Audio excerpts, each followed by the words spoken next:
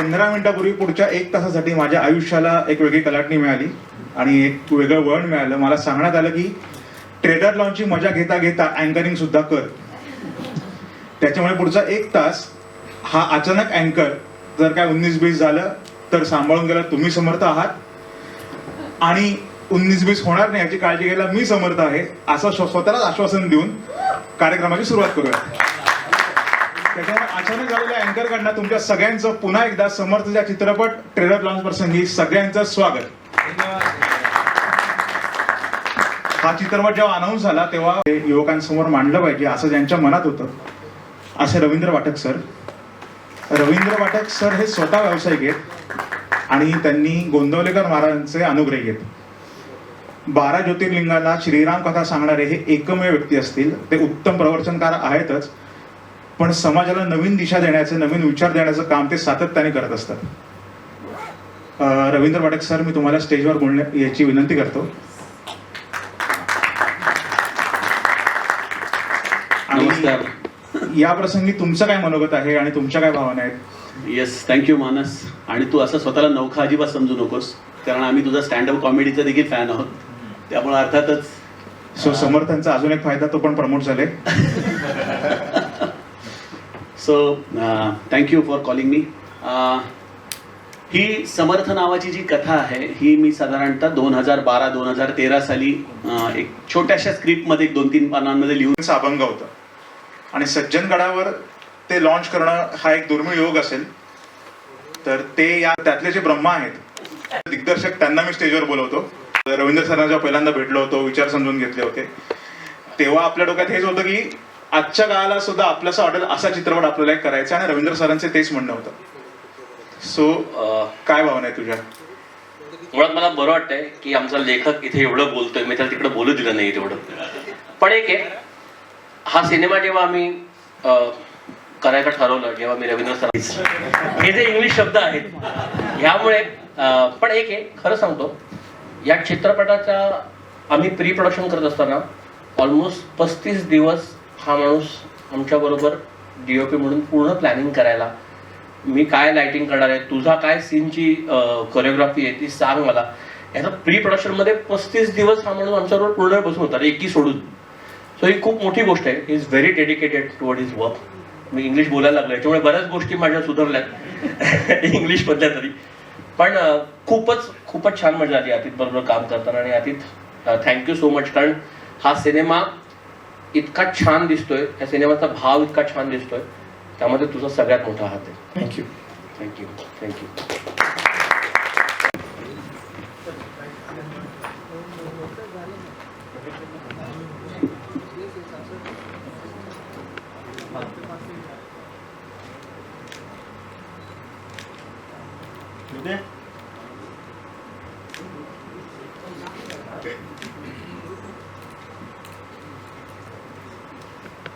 Center, please.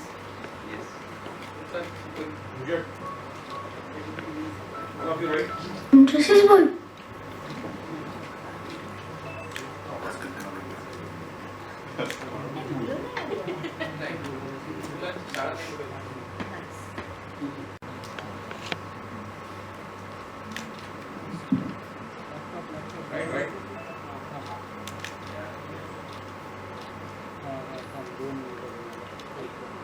हाय. नमस्कार. Music लॉन्चच्या वेळेस तुम्ही सांगितलं की तुमचं साधारण भावना काय होत्या आणि तुमच्याकडे हा चित्रपट कसा आला, तेव्हा तुम्ही कुठल्या माइंडसेट मध्ये होता? तुमच्या आजूबाजूला तुम्हाला डॉग्सची किंवा याची खूप आवड आहे? डॉग नाही, सगळ्या प्राण्यांची आवड आहे. हा, सर्वधर्म समभाव प्राण्यांमध्ये. सो तो सगळ्यांची आवड आहे. पण काय भावना आहेत हा चित्रपट करताना? मुळात अशा पद्धतीचा किंवा अशा विचारांचा चित्रपट आपल्याकडे येतो आणि आपल्याला यातनं काही विचार मांडायचे, हे एक जबाबदारी वाटते का? काय भावना काय आहेत? हो, ही एक जबाबदारी तर आहेच. जेव्हा हा चित्रपट माझ्यापर्यंत पोहोचला तेव्हा मला असं वाटलं की अरे बापरे, मला त्या काळात जाऊन आता काही सीन्स वगैरे करावे लागणार आहेत का? तर दिग्दर्शकाचं फक्त एवढंच म्हणणं होतं की नाही दिशा, विचार आपले समर्थांचे तेच, पण पद्धत ही नव्याने आहे, नवीन पद्धतीने आपण ते विचार आपण सर्वांसमोर पोहोचवणार आहोत. तर त्यातनं थोडं दडपण फार कमी झालं आणि माझी टीम मला एवढी चांगली लाभली की प्रत्येक पावलांवर कलाकारांनी म्हणा, दिग्दर्शकांनी म्हणा, इनफॅक्ट प्रोड्युसरांनी म्हणा, सगळ्यांनी मला इतकं सपोर्ट केलं आणि छान वाटलं, खूप मजा आली सीन्स करताना. थँक्यू. येस. नेक्स्ट ट्रेलर बघूया. या सिनेमामध्ये आम्ही अत्यंत छान मराठी भाषा वापरली, पण त्याच्या बरोबर विरुद्ध असलेला एक व्यक्ती म्हणजे आमचा cinematographer DOP Atit Nayak. Atit please कम.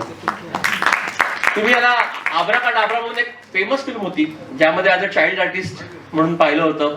अनेक फिल्म्स, अनेक ऍडव्हर्टाइजमेंट. ह्याला सांगितलं की फार ओशाळ्यासारखं होतं, अरे आम्ही एवढे असे छान दिसत नाही, आम्ही एवढ्या सिनेमामध्ये ऍक्टिंग केली नाही म्हणून आम्हाला वाईट वाटतं. सो तो आता तर ही इज नाव आर DOP, ज्यांनी या सिनेमा अत्यंत सुंदर पद्धतीने आणि अत्यंत ग्राउंडेड त्या सिनेमाची गरज ओळखून हा सिनेमा शूट केलाय. सो अतित, मराठी विचारतो, उत्तर तुझ्या भाषेत दे. तुझा अनुभव कसा होता? First of all thank you. मला काहीतरी वेगळं एक्सपिरियन्स झालं समर्थ फिल्ममुळे, समर्थ फिलॉसॉफीमुळे, आणि मला काहीतरी नवीन आणता आलं सिनेमा थ्रू. माझा कॅमेरा, माझी लाइटिंग एक कॅरेक्टर होतं ह्या पूर्ण स्पेसमध्ये. मला ते कॅरेक्टर्सचे इमोशन्स, त्यांचं जे मेलनकॉली या ती आहे ती दाखवता आली. And it was a great experience to bring that energy on to this. And very grateful to the actors, to Amol, to Ravindraji, to Yogesh, the writers, all my fellow HODs, that they put so much effort into just making something that could have been very simple into something so magical. It kind of feels grounded in philosophy yet not heavy on it, and that is त्यांचा शब्द, मी नेहमी हा शब्द वापरतो मुद्दामून, कारण त्यांचा तो शब्द फार महत्त्वाचा होता की योगेश हा फक्त माझ्यासाठी चित्रपट नाही आहे. मी काही प्रोफेशनल सिनेमा करणारा प्रोड्युसर नाही नेहमीचा. माझ्यासाठी ही माझ्या गुरूंची, माझ्या समर्थांची सेवा आहे. पण ही सेवा करत असताना सगळ्यात महत्त्वाचा विचार हा आहे की मला ती ट्रॅडिशनल वेनी पोचवायची नाही आहे, मला ती नव्या जोमाने, नव्या विचारांनी पोचवायची. आणि हा थॉट घेऊन असे वल्ली आम्ही निवडले जे या प्रोसेसमध्ये इन होत गेले, आणि हा सिनेमा घडत गेला. वाक्य वाक्य, पात्र पात्र तयार होत गेलं, आणि रवींद्र सरांची जी कथा होती त्याला एक सिनेमाचं रूप आम्हाला देता आलं. आणि तो सिनेमा प्रयत्नपूर्वक असा केला की आत्ता आपण, मी योगेश म्हणून अनेक गोष्टी देवाबद्दलच्या मानतो, अनेक गोष्टींबद्दल मनामध्ये असे विचार की खरंच आहे का नाही आहे, असे अनेक प्रश्न आपल्या प्रत्येकाच्या मनात असतात. त्याचं एक सोपं साधं उत्तर, आणि अध्यात्म हे जड नाही, अध्यात्म किंवा ग्रंथ हे जड नाहीत, ते सहज सोपे विचार आहेत, ते विचार समजून घ्यावेत, तो विचार बरोबर असावा, इतक्या साध्या चांगल्या हेतूनी, प्युअर हेतूनी आम्ही हा सिनेमा घडवत गेलो. आम्ही ह्याच्यामध्ये संवाद लिहिताना, प्रसंग लिहिताना, ऍक्टर्सकडनं पण कामं करून घेताना कुठेही आता हा सीन करताना तुला एक 1887 मधला एक अभिनय करायचा आहे असं कुठेही काही न करता आजच्या लोकांना आवडेल, आजच्या लोकांना रुचेल आणि आजच्या लोकांना आपलासा वाटेल असा सिनेमा करण्याचा प्रयत्न केलाय. आणि जेव्हा एखादं गाणं येतं, पहिल्यांदा टीझर येतो, तेव्हा असं होतं की सिनेमा आपलं बाळ असतं ना, तर असं होतं की बारसं झालं, आता हे झालं, आता पुढचा थोडा. ट्रेलर लॉन्च ही माझ्यासाठी फार महत्त्वाची गोष्ट आहे, कारण आजपासून आमचा सिनेमा काय आहे आणि याला लोकांनी काय यायला पाहिजे याचं उत्तर देणारा आमचा ट्रेलर असणार आहे. त्यामुळे very emotional movement, very very very emotional movement for me specifically. तर मला आवडेल की तुम्ही सगळ्यांनी ट्रेलर एन्जॉय करावं. है ना? आता लेखक म्हणून आणखी काही प्रश्न नको विचारूस. नाही, मला फक्त एवढंच सांगायचं, आता तुझी इमोशनल मुवमेंट अशीच ठेवून आपण ज्यासाठी जमलोय तो एक ट्रेलर बघूया. So please. थँक्यू. एखादं पात्र तुमच्यासमोर जेव्हा येतं तेव्हा त्या पात्राकडे बघण्याचा दृष्टिकोन ज्या पद्धतीने तुम्ही तयार करता ते सगळ्यांसाठी शिकण्यासारखं आहे. म्हणजे आम्ही सगळेजण त्यातनं खूप काही शिकत होतो. आणि तुम्ही या चित्रपटामधला भाग असणं आणि तुमच्या बरोबर काहीतरी काम करताना हे आमच्यासाठी खूप खूप खूप महत्वाची आणि मोलाची संधी आहे असं म्हणतो. तुम्ही मला असं वाटतं की कोणीच कोणापासनं काही शिकत नाही. आपण सगळे एक आहोत. फक्त माझा जन्म थोडासा आधी झालाय आणि तुझा थोडासा नंतर झालाय. सगळेजण सगळ्यांकडनं शिकत असतात. म्हणजे आता नाटकामध्ये तर हा अनुभव वारंवार येतो की स्टेजवरती खेळा मारणारा माणूस सुद्धा मी नेपथ्यकार असताना म्हणतो काय बनवला यार, तो ते या बाजूला केला असता फ्लॅट तर मला सोपं केलं असतं. तो शिकवून जातो तुम्हाला काही ना काहीतरी. तुम्हाला प्रत्येक वेळेला प्रत्येक माणसाकडनं तो किती छोटा आणि किती कोण आहे तुम्हाला सांगता येत नाही, पण त्या प्रत्येक माणसाकडनं तुम्हाला शिकता येतं. तसं ही जी हा जो आपला परिवार आहे तर हा खरंच परिवार आहे. त्याच्यामध्ये कोणी लहान कोणी मोठा कोणी असं मी मानत नाही. हे सगळे एक आहे आणि हा टीमचा एफर्ट आहे. ही कोणा एकट्या माणसाची जबाबदारी नाही आहे की पुढे खेचून नेणं. ही सगळ्या टीमनी खूप छान केलंय असं मला वाटतं. आणि मी जेव्हा आता काही चित्रपटाचा थोडासा भाग पाहिला जेव्हा डबिंगसाठी वगैरे गेलो होतो आणि मी चकित झालो, म्हटलं अरे कास्टिंग केवढं आहे याचं, केवढा मोठा पट आहे कास्टिंगच्या बाबतीमध्ये. म्हणजे जर खूप छान झालंय आणि या छोट्या रोलसाठी सुद्धा त्यांनी खूप चांगली माणसं निवडली आहे. आमचे काम करायला मिळणं ही प्रत्येक, कारण हे आमच्यासाठी शिकणं आहे. म्हणजे असं म्हणतात ना की दादर आणि माहीम वगैरे या भागामध्ये इंडस्ट्रीमध्ये सगळ्यात जास्त ब्रेन असलेले सगळे कलाकार आहेत म्हणजे तर त्यातले तुम्ही आहात. आणि थँक्यू सो मच. तुमचा अनुभव कसा होता, तुम्ही या सिनेमात आमच्याबरोबर काम केलं, तुम्हाला कसं वाटतं? नमस्कार. या सिनेमासाठी जेव्हा मला विचारलं, मी पहिल्यांदा विचारलं की शूटिंग कुठे आहे, कारण सध्या प्रवासामध्ये जो काही वेळ जातो शूटिंगसाठी जाता येताना, तर ते बोलले नाही नाही मुंबईतच आहे. ठीक आहे म्हटलं, मग उत्तम आहे, काही हरकत नाही. पुण्यात आहे शूटिंग. आणि कोण कोण आहे, भूषण बरोबर आधी काम केलंय, ईशा बरोबर आधी काम केलंय, या पुष्कराज बरोबर केलंय, निखिल बरोबर केलंय.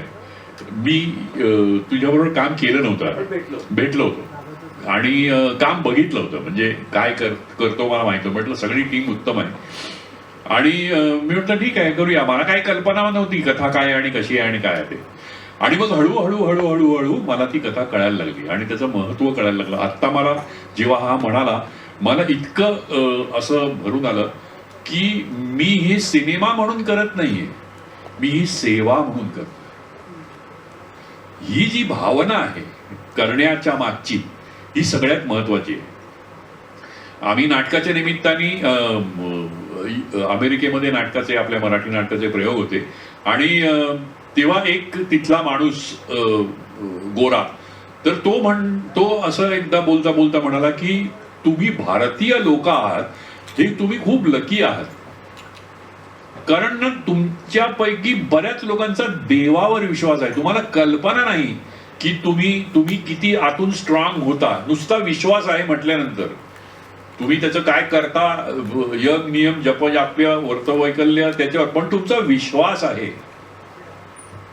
आम्ही काय कुणाचे खातो तो राम आम्हाला देतो. हा जो विश्वास आहे, हा विश्वास महत्वाचा आहे. तो म्हणतो की त्यामुळे काय होतं की तुमच्यावर कितीही संकट आली, तुम्हाला काहीही झालं तरी तुम्ही म्हणता की नाही देव आहे, आणि माणूस मोडत नाही. तो म्हणतो की अमेरिकेमध्ये आत्महत्या करण्याचं प्रमाण एवढं आहे, माणसं मोडूनच पडतात, कारण विश्वास नाही. माझ्या मागे कोणीतरी आहे, हा विश्वास नाही. आणि तो विश्वास या सिनेमानी जर सगळ्यांना दिला तर मला खूप आनंद होईल. धन्यवाद. गुणी कलाकार आणि माझा अत्यंत जवळचा मित्र, अनेक वर्ष आम्ही एकत्र काम करत होतो.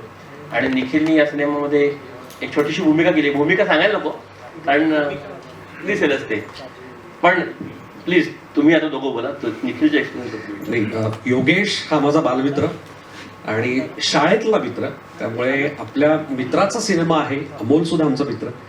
या मित्रांच्या सिनेमात काम करायला मिळतं, पहिल्यांदा ही गोष्ट माझ्यासाठी अतिशय महत्त्वाची असते.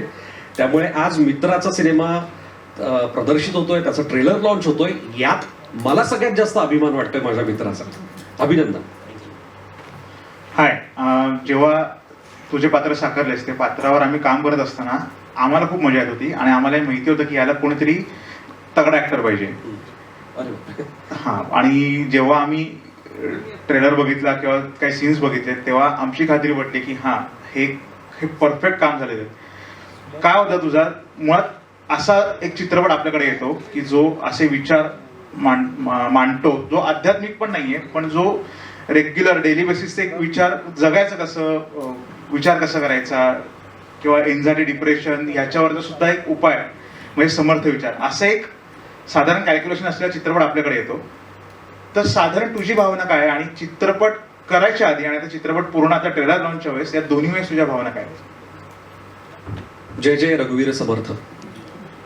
लहानपणापासून हे संस्कार, मी पुण्याचा मूळचा असल्यामुळे हे होत आले. त्यामुळे या संस्कारांची किती गरज आहे आत्ताच्या काळात हे मला स्वतःला जाणवलं. आणि जेव्हा योगेश आणि अमोल या दोन मित्रांनी या सिनेमासाठी विचारलं, तेव्हा नाही म्हणण्याचा प्रश्नच नव्हता. कारण समर्थ रामदास स्वामी हे फक्त संत नव्हते, तर मनाला घडवणारे विचारवंत होते. त्यामुळे मनाला घडवायचं कसं, इतका मोठा विचार आपल्याला दासबोध किंवा मनाच्या श्लोकातून मिळतो. तर अशाच विचारांवर आधारलेला हा सिनेमा आहे. या सिनेमात माझं पात्र जरी छोटं असलं तरी सुद्धा महत्वपूर्ण पात्र आहे, पण हे पात्र सुद्धा प्रेक्षक रिलेट करू शकतील, कारण आपल्या आजूबाजूला असे आपले ऑफिस कलिग असू शकतात, सहकारी असू शकतात. तुम्हाला हे पात्र सुद्धा रिलेट होईल नक्कीच. आणि मिश्किल पात्र आहे, योगेशने जरी उल्लेख केला असला तरी अतिशय मिश्किल, हसत खेळत गमती करणारं हे पात्र आहे. आमच्या नायकाच्या ऑफिसमध्ये त्याचा सहकारी असतो. त्यामुळे आणखीन एक विशेष मानस, हे जे पात्र लिहिण्यामध्ये सुद्धा तुझा खूप मोठा वाटा आहे, कारण खूप छान डायलॉग्स तू या पात्राचे लिहिले. त्यामुळे मला मारणे हे पात्र साकारताना खूप मदत झाली लेखकाकडून. थँक्यू. ऍक्च्युली हेच ऐकण्यासाठी मी प्रश्न विचारला होता. थँक्स. पण थँक्यू. आणि खूप छान काम केलं. मी म्हटलं ना की आम्हाला मजा येत होती. आम्हाला असं एक पात्र हवं होतं की जे पात्र दिसतं तसं नाहीये, जे नॉर्मली आपल्या आजूबाजूला सुद्धा असे लोक असतात की दिसतात Spoiler नको. असतात वेगळी. आपण सिनेमा बघितल्यानंतर प्रेक्षक तुम्हाला ठरवतो. जास्ती खूप छान कळते पात्र लिखाणापासूनच ते होतं. मग दिग्दर्शकांनी त्याला साथ चढवला आणि खूप मनापासून, अतिशय मनापासून प्रत्येक डिपार्टमेंटनी काम केलंय. खूप तळमळीने प्रत्येकाने काम केलेलं आणि समरस होऊन काम केलंय. काम करताना सुद्धा भले आता ह्या सगळ्या कलाकारांबरोबर एकमेकांचे सीन जरी आले नसतील तरी सुद्धा काम करताना ती खूप मजा आली आणि खूप सकारात्मक वातावरण ओव्हरऑलच. काम करताना ऑन फ्लोर काम करताना एक वेगळा योगेश असतो. हा शुअर शुअर. ऑन फ्लोर काम करताना एक वेगळा योगेश असतो आणि आज ट्रेलर लॉन्चच्या वेळेस एक वेगळा योगेश असतो. अशी एक भावना ऍक्टर्सना यावी म्हणून मी असं म्हणतोय की तूच प्रत्येकाला बोलून अच्छा ओके. त्यांच्या मनातल्या भावना या वा, वा, वा. तूच जाणून घे. मी मुळात आत्ता इथे जे कलाकार नाही आहेत त्यांची नावं पण घेऊ इच्छितो. यतीन कारेकर सर, ज्यांनी पण ह्या सिनेमामध्ये खूप अप्रतिम भूमिका केली. अत्यंत विनोदी भूमिका सक्षमपणे करणारा पण गंभीर भूमिकाही तितक्याच तोडीने करणारा प्रसाद खांडेकर, तोही या सिनेमात आहे जो आज इथे नाहीये. आणि माझी अत्यंत लाडकी अभिनेत्री शर्वरी जेमिनिस, जिनी या सिनेमामध्ये एक भूमिका केली. तर हे लोक पण आहेत. अजूनही काही सरप्राईज आहे पण ते आत्ता सांगणार नाही, ते तुम्हाला सिनेमा बघताना कळेल कदाचित. अरे हो, आणखी एक महत्वाची गोष्ट, आमचा हार्दिक जोशी, ज्याला तुम्ही राणादा म्हणून ओळखता, तर तोही आहे या सिनेमामध्ये. आणि आमची लहान मुलं आहेत. छोट्या समर्थाचं काम ज्यांनी केलं होतं तो आमचा अयान म्हणून आहे. त्याच्यानंतर श्रीजय देशपांडे म्हणून आहे. आणि अभिज्ञा, असे छोटे कलाकार, बालकलाकार पण आहेत. बरेच कलाकार आहेत. हळूहळू त्यांची पण ओळख होईल. पण आता मी अशा एका अभिनेत्रीला इथं बोलवतोय जिला मी काम करताना असं म्हणालो होतो की बाई, म्हणजे मैत्रिणी म्हणून म्हणलं, तू सेटवर नाही आलीस तरी चालेल पण तुझे डोळे पाठवून दे. अत्यंत बोलक्या डोळ्याची अभिनेत्री माझी मैत्रिणी ईशा केसकर, प्लीज.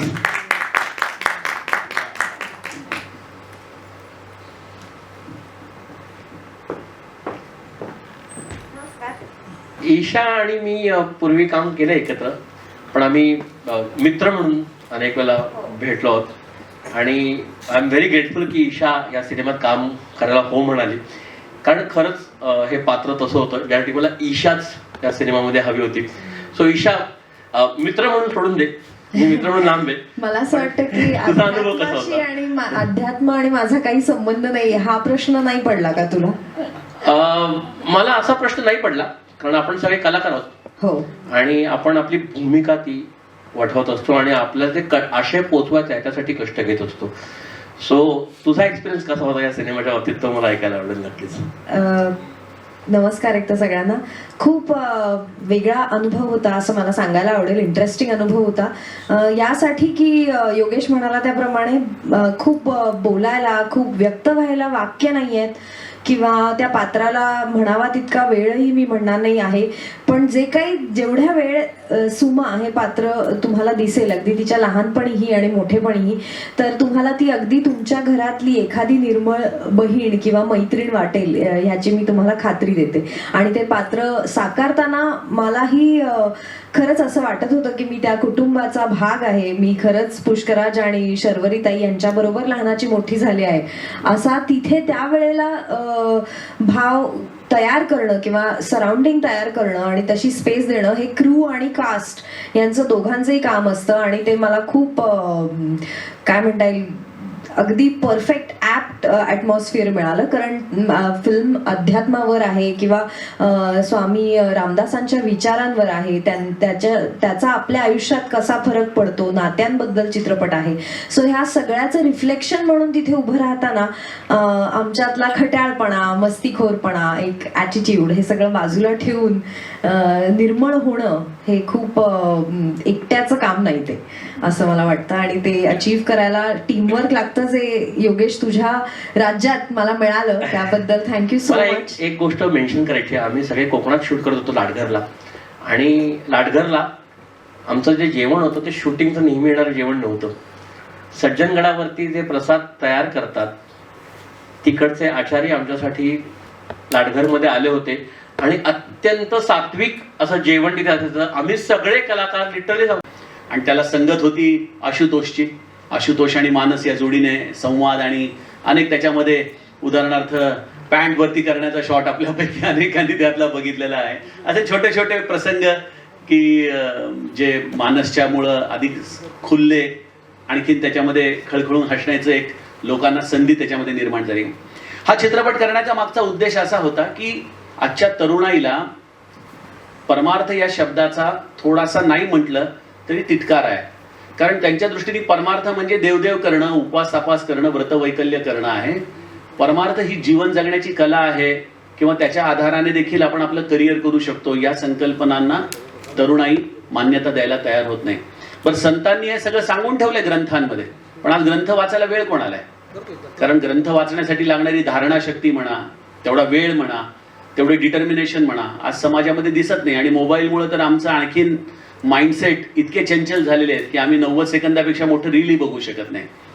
तर अशा परिस्थितीमध्ये या सगळ्या संतांच्या ग्रंथांमधले विचार प्रॅक्टिकली समाजासमोर कसे आणावेत, यासाठी काय नवीन आधुनिक आपण प्रणाली वापरू शकतो, या दृष्टिकोनातून हा चित्रपट आपण निर्माण केला. आणि जसं मानसनी सांगितलं त्याप्रमाणे हा समर्थ रामदास स्वामींचा बायोपिक नाही. कारण बायोपिक बघणारा तोच समाज असतो जे ऑलरेडी त्यांना मानतात. आणि या चित्रपटाचा उद्देश असा आहे की ज्यांची पावलं अजूनही या दिशेने वळलेली नाहीत किंवा ज्यांना याच्याविषयी अनेक गैरसमज आहेत परमार्थाच्या विषयी, त्या लोकांनी या चित्रपटाकडे वळावं आणि त्या आधाराने एखादा जरी विचार या चित्रपटातून त्यांना मिळाला तरी तो त्यांना निश्चितच एक पुढचं पाऊल, एक पुढचा मार्ग दाखवू शकेल. या दृष्टिकोनातून या चित्रपटाची निर्मिती आपण करताना तरुण वयाचा विचार देखील केलेला आहे आणि त्याचबरोबर जे या कन्व्हेन्शनल पाथवर चालवत आहेत त्या लोकांचा देखील आपण विचार यामध्ये मांडलाय. या चित्रपटामध्ये सर्वच लोकांनी अतिशय उत्तम सहकार्य केलं. म्हणजे स्टार्टिंग फ्रॉम अमोल भगत, योगेश फुलपगर, अतित नाईक, ज्यांना मी चित्रपटाचे ब्रह्मा, विष्णू आणि महेश म्हणतो, त्यांनी या चित्रपटामध्ये खरोखर जीव ओतला आणि त्यांना तेवढीच तोलामोलाची साथ सर्व आर्टिस्ट, त्यामध्ये आमचा भूषण प्रधान सगळ्यात प्रधान आहे, पुष्कराज चिरपुटकर आहे आणि त्याचबरोबर ईशा, दिशा आणि सगळीच मंडळी, राजन सर आलेले आहेत, आज राऊत पण आहेत इथं. सगळ्यांनीच खूप तोलामोलाची साथ दिली, सगळ्यांनीच खूप सहकार्य झालं. त्यामुळे चित्रपट हा एका ऊर्जेने भरलेला जाणवतो. तुम्ही जेव्हा चित्रपट बघाल, आज ट्रेलर बघाल, तेव्हा you will definitely find there is lot of energy inside the movie.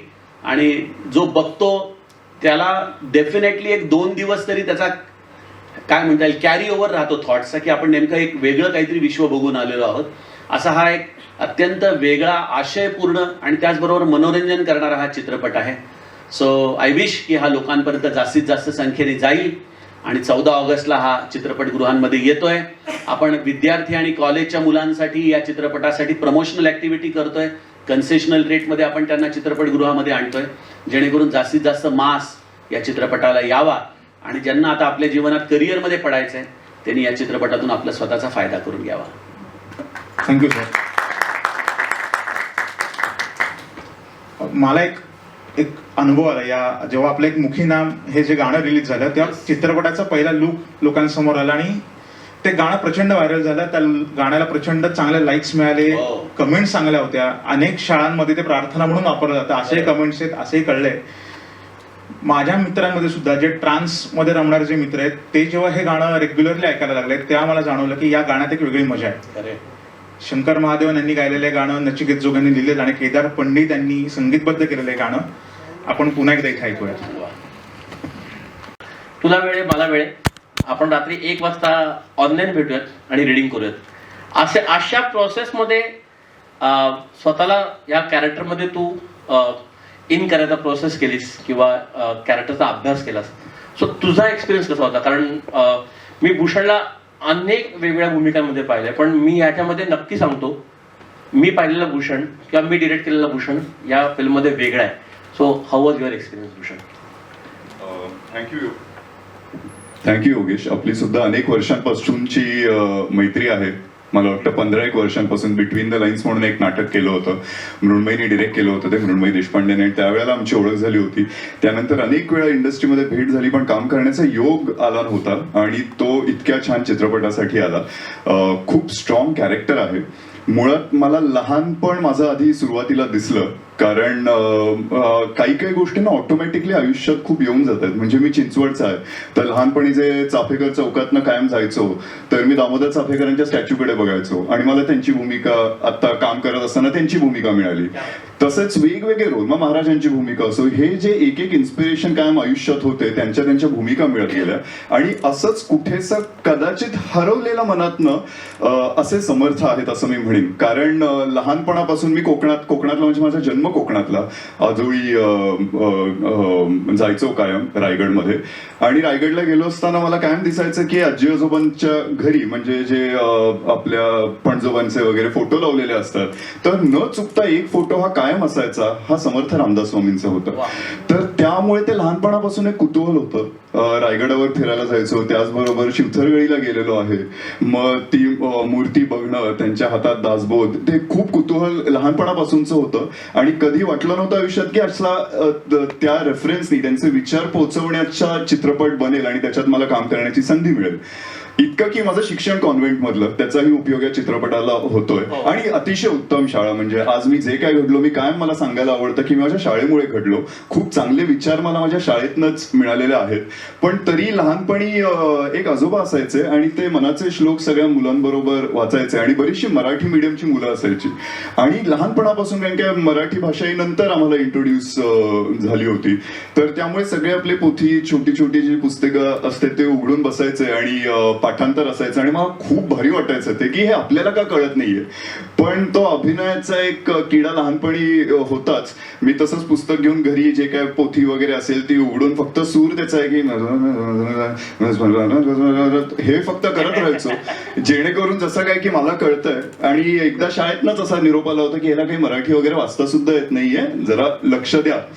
आणि तेव्हापासून हळूहळू मनाचे श्लोक, या गोष्टी आईनी लहानपणी काही शिकवलेले होते. पण आता चित्रपट करत असताना पुन्हा एकदा एक कनेक्ट झाला, तो नात्यांमुळे. खरं सांगायचं तर आज मला वाटतं आपण देवाची भक्ती करतो किंवा देवदेव करतो, ह्याचं सुद्धा एक मेन कारण असतं मला वाटतं की आपल्याला आपले नातेवाईक किंवा आपले जवळचं आपलं कुटुंब आहे त्यांना सेफ ठेवायचंय. आपण एकटेच सुद्धा एक वेगळा खूपच कॉन्फिडन्स येतो की आपल्याला फक्त स्वतःला जपायचंय. तर त्यामुळे या सगळ्याचा मेन एक दुवा आहे ती म्हणजे आयुष्यातली नाती, ती खूप महत्वाची आहेत. आणि ते मला या चित्रपटातनं दिसलं, कारण ही नातेसंबंधांवरची सुद्धा गोष्ट आहे. ही वडिलांची आणि मुलाचं नातं दिसतंय. आणि आपापल्या आयुष्यात वेगवेगळ्या टप्प्याला आपण अनेक नाती बदलताना पाहिली आहेत. अनेक नाती जी आपल्याला वाटली होती की कमकुवत आहेत ती घट्ट होताना पाहिली आहेत. अशी नाती मला माझ्या आयुष्यातही दिसलेली आहेत आणि दे हॅव बीन सरप्राइझिंग. त्यामुळे असं एक नातं आपल्याला आज पोर्ट्रे करता येतं आणि ते सुद्धा इतकं स्ट्रॉंग पात्र आहे की अतिशय खोलवर ऑलरेडी तो अफेक्ट असणारा, जे आता आपण ट्रेलरमध्ये पाहिलंच आहे त्यामुळे स्पॉइलरही नाहीये, लहानपणापासूनचे त्याचे विचार, तो तसा का घडला. कारण मुळात मला वाटतं लहान मूल कुठेही जन्माला आलं, आपलं जे धर्म असतो तो त्या कुटुंबात जन्म आल्यामुळे एकाने होतो, कारण की आपण आपल्या आई वडिलांना फॉलो करत असतो. कारण आपले आई वडील हे आपले सगळ्यात आधी महत्वाचे, म्हणजे आपले देव म्हणजे आपले आई वडील असतात. तर त्यामुळे तो कनेक्ट खूप महत्वाचा असतो. मग माझा देव जे म्हणेल मी काही करेन, पण तिथेच जर डिस्कनेक्ट असेल तर बऱ्याच गोष्टी बदलतात. आणि अशाने या समर्थच्या आयुष्यात काय घडलेलं आहे की त्याला सॅम बोरगावकर त्याचा झालेला आहे या गोष्टींपर्यंत पोहोचतो. पण मुळात मला मनाने भावलेली म्हणजे या नातेसंबंधांवरची गोष्ट, आणि ती सगळ्यांनाच पोचते. आणि त्या गोष्टींमधूनच आपल्याला समर्थ विचार सगळ्यांपर्यंत पोहोचवले जात आहेत. हा चित्रपट मला सांगायला आवडतोय, प्रत्येक स्टेजवरती मला सांगायला आवडतोय, कारण की नक्कीच आपण रामदास समर्थांचे विचार लोकांपर्यंत पोहोचवतोय, त्यांनी वेगवेगळ्या गोष्टी आहेतच. पण हा फक्त भाविकांचा सिनेमा नाहीये, हा फक्त आस्तिकांचा सिनेमा नाहीये, हा नास्तिकांचा सुद्धा सिनेमा आहे. नास्तिकांचा जास्त आहे नाही, इक्वली म्हणेन, समहाऊ बॅलन्स्ड म्हणेन. कारण ह्यांचे मला मेन तेच वाटतं, समर्थांनी इतक्या चांगल्या गोष्टी शिकवलेल्या आहेत.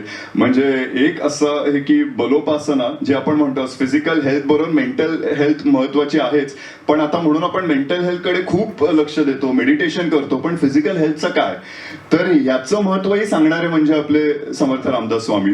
त्यामुळे हे, आणि स्वतः मला फिटनेस मधली आवड, त्याचबरोबर मेंटल हेल्थची आवड ही असताना एक लक्षात आली, आजही थेरपीला आपण खूप जास्त लोक घाबरतो, त्याचा कम्प्लीट हे आलेलं नाहीये. मग आपल्याकडे खरं तर थेरपी आहे, लिहिलेली आहे ती, आणि आपण लांब ठेवलेली आहे. तर त्यामुळे लहानपणापासून जर हे विचार आपल्यापर्यंत पोहोचले तर आपण बऱ्याच वेळेला सेल्फ टॉक म्हणतो, पण सेल्फ टॉक करायला बसलं नाही, तुमचे विचार चुकीचे असेल तर चुकीचाच मार्ग किंवा उत्तर सापडणारच नाहीये. तर हेच योग्य विचार येणार कुठून आहेत, तर मनाचे श्लोक म्हणा किंवा इतर काही गोष्टी आहेत, ते विचारांमधून ते रेग्युलरली प्रॅक्टिस केली तर ते विचार आपल्याला त्या त्या क्षणी उत्तर देऊ शकतात. तर त्यामुळे हे खूप मनापासून भावलेली गोष्ट आहेच. आणि जी नाती मला पोर्ट्रे करता आले त्यांनी छान वाटलंय. त्याचबरोबर उत्तम टीम, म्हणजे खरंच मी अशी टीम नाही पाहिली. आज मगाशी आपण म्हणालो ब्रह्म विष्णू महेश, हे तर तिघही आहेत. पहिल्यांदा मी एक ऍक्टर डिरेक्टर केमिस्ट्री खूप महत्वाची हे ऐकलेलंच आहे.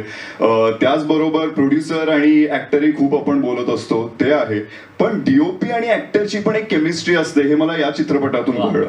म्हणजे काय तुझा थॉट आहे, तू कोणत्या डीओपी आणि कॅमेरामॅन मधला फरक मला अतीतमुळे कळला. कारण की डिरेक्टर ऑफ फोटोग्राफी आणि कॅमेरामॅन या दोन्ही, म्हणजे प्रत्येक जण कॅमेरामॅन असतात, पण त्यांची डिरेक्टर एक जे असतं की त्यांचाही एक डिरेक्टर असतो, ही इज द डीओपी. तर म्हणून आपण पटकन डीओपी म्हणून जातो, पण त्याचा अर्थ कळत नाही. तो अर्थ मला या सिनेमातून कळला. कारण प्रत्येक माझं पाऊल कसं पडणार आहे, माझा काय विचार आहे, त्याप्रमाणे जसं अतीत म्हणाला, त्याचा कॅमेरा थ्रू आउट एक कॅरेक्टर आहे. म्हणजे आम्ही सगळे चित्रपटात जेवढे दिसतो त्याच्यापेक्षा जास्त कोणी असेल तर त्याचा कॅमेरा थ्रू आउटच आहे. तर त्यामुळे ते खूप महत्वाचं कॅरेक्टर आणि ते पोचतंय. त्यातून बोलायला मला तर खूप आवडतं, पण इकडे लक्षात आलंय की इकडे सगळेच बोलणारे चांगले. म्हणजे आज रवींद्र सरांचा हा पहिला चित्रपट, पण इतकी क्लॅरिटी, म्हणजे तेच पहिले बोलायला जेव्हा आले तेवढ्या इतक्या क्लॅरिटीने की त्यांना काय त्यांचा थॉट आहे, कशा पद्धतीने पोचवायचा आहे, हे सगळेच. मग योगेश उत्तम बोलतोय, आमचे डीओपी उत्तम बोलतोय, कलाकार तर सगळे तुम्ही बोलवाल त्याला. आमचे रायटर नुसते उत्तम लिहित नाही तर तेही पाहिलं, उत्तम बोलतात, उत्तम हसवतात. तर अख्खी, पण हा कलाकार म्हणून अत्यंत वेगळा व्यक्ती आहे. म्हणजे जेव्हा मी याला सिनेमामध्ये, खरं सांगतो, आता सगळ्यांसमोर सांगायला हरकत नाही ना, प्लीज सांग. मी जेव्हा आम्ही हा चित्रपट सुरू केला प्रोसेस, तेव्हा मी असं म्हणालो की अरे पुष्कराज ना विनोदी भूमिका आहे, एक विनोदी भूमिका आहे चित्रपटातली, पुष्कराज ती करेल. पुष्कराज पण योगेश आपला मित्र आहे, आपण करू वगैरे वगैरे होता. मी तिला स्टोरी सांगितली आणि तो म्हणाला की मला वडिलांचं पात्र करायचंय. मी म्हणालो पुष्कराज, अरे लहान मुलगा पण आहे, नंतर भूषण सर पण आहे, त्यांच्या वडिलांचं पात्र करायचंय तुला. पुष्कराज म्हणला हो, मला ते पात्र करायचंय. आमचा जवळपास अर्धा पाऊण तास कॉल झाला आणि नंतर मी डोक्याला हात लावून म्हटलं की आता काय करू मी. नंतर मी या माणसाला भेटायला गेलो, तेव्हा या माणसाकडे अख्खी स्क्रिप्ट रेकॉर्डेड होती आणि हा ती स्क्रिप्ट अनेक वेळा ऐकत होता. आणि त्या स्क्रिप्ट मला डायलॉग प्रत्येक कलाकाराचा डायलॉग त्याचा पाठ होता. मी हे विटनेस केले. आणि डिरेक्टर म्हणून मी कन्व्हिन्स नव्हतो की हा वडील होऊ शकतो. अनेक कलाकार असं म्हणतात की मला एवढ्या मोठ्या मुलाचा बाप दाखवू नको रे, अजून मला आयुष्यात यंग रोल करायचे. त्यात हा असं धारिष्ट करतोय या वयामध्ये की एका वडिलांची भूमिका करायची. पण जेव्हा आम्ही लुक टेस्ट केली आणि लुक टेस्टमध्ये मी याला बघितलं, तेव्हा मी खरं सांगतो, मी म्हणालो अरे मी चुकलो. हा माणूस आहे जो माझ्या फिल्म मधला विश्वंभर आहे. आणि आणि त्याने वाहून घेतलं या रोलला. म्हणजे मी पुष्करांबरोबर काम करताना ना, आम्ही सेटवरती मजा केलीये, मस्ती केलीये, कुठूनही जेवताना उठलोय, उगाच गरबा खेळायला लागलोय, काही काही काही केलं. पण अख्ख्या फिल्मच्या शूटिंगमध्ये हा माणूस हातात जपाची माळ घेऊन श्रीराम जयराम जय जयरामचा जप करत होता. त्याच्या सीनच्या तो तयार असायचा, डायलॉग पाठ असायचे आणि तो सीन करायचा. सो पुष्करांश, थँक्यू सो मच आणि व्हेरी सॉरी. आणि प्लीज मला तुझ्याकडून ऐकायला आवडेल की तुझी ही प्रोसेस कशी होती, कारण इट्स व्हेरी डिफरंट पुष्करांश. सगळ्यांनी असा पुष्करांश पाहिला नाहीये. धन्यवाद हे तू बोलल्याबद्दल. आणि मला फार बोलायचं नाहीये अजिबातच. मला एवढं म्हणायचं आहे की जे काही आता तुम्ही ट्रेलरमध्ये बघितलंय आणि जे चित्रपटामध्ये बघणार आहात तशा पद्धतीचा माणूस तुम्ही एक्सेप्ट कराल, माझ्यातलं नट एक्सेप्ट कराल अशी माझी इच्छा आहे, अपेक्षा आहे. या चित्रपटाच्या निमित्ताने काही गोष्टी झाल्या. मनाचे श्लोकांमधलं एक माझ्या डोक्यामध्ये सतत राहिलेली गोष्ट अशी यायची. मी कॉन्व्हेंट शाळेत शिकलोय, भूषण बरोबर. मी पण चिंचवडमध्येच होतो, आम्ही एकत्र शिकलोय, एकाच बॅचचे आहोत. येस. तर सिस्टर कन्सर्न स्कूल्समध्ये आम्ही शिकलो आहोत. आणि आता आम्ही हे मुलगा आणि बाप अशी पात्र साकारतोय. तर मनाचे श्लोक संस्कार वर्ग असायचे, मनाचे श्लोक शिकवले जायचे. आणि एका नाटकामध्ये एंट्री घेणारं एक पात्र होतं आणि पडद्यामधनं एंट्री घेताना काहीतरी म्हणत यावं म्हणून कोणीतरी हे म्हणालं होतं, अनुदिनी अनुतापे तापलो रामराया परमदिन दयाळा निरसी मोहमाया अचपळ माझे नावरे यावरिता तुझं विन क्षीण होतो धावरे धावा आता. तो मिनवेस नाटकामध्ये प्रभाकर पणशीकर एंटर करताना हे म्हणत यायचे. आणि तेव्हा ती चाल, ते शब्द, त्या सगळ्या गोष्टी, तुझं विन क्षीण होतो धावरे धावा आता, ह्याची कल्पना हे आधी असं वाटायचं की आपण काय एवढा धावा करतोय कुठल्याही देवाचा, कशाचाही, हे कळायचं नाही. पण आता या सगळ्या वर्षात आयुष्य जगताना, हे जे काही कॉम्पिटिटिव्ह वर्ल्ड आहे ह्याच्यामध्ये जगताना गोष्टी मला कळल्या की याचा अर्थ काय आहे, की आपल्याला कशाची गरज वाटते. दुसरी गोष्ट मला या प्रोसेसमध्ये एक जाणवते की मनाच्या श्लोकांचे वेगवेगळे अर्थ आहेत, वेगवेगळ्या पद्धतीने इंटरप्रेट केल्यासारखे आहेत. एक श्लोक आहे, मरे एक त्याचा तुझ्या शोक आहे अकस्मात तोही पुढे जात आहे. हा श्लोक म्हटलं तर एक माणूस मरतोय वाटतं का, त्याच्याबद्दलचं काहीतरी आहे की तो माणूस, दुसरा माणूस शोक करत बसलेला आहे, तो गेला, त्याची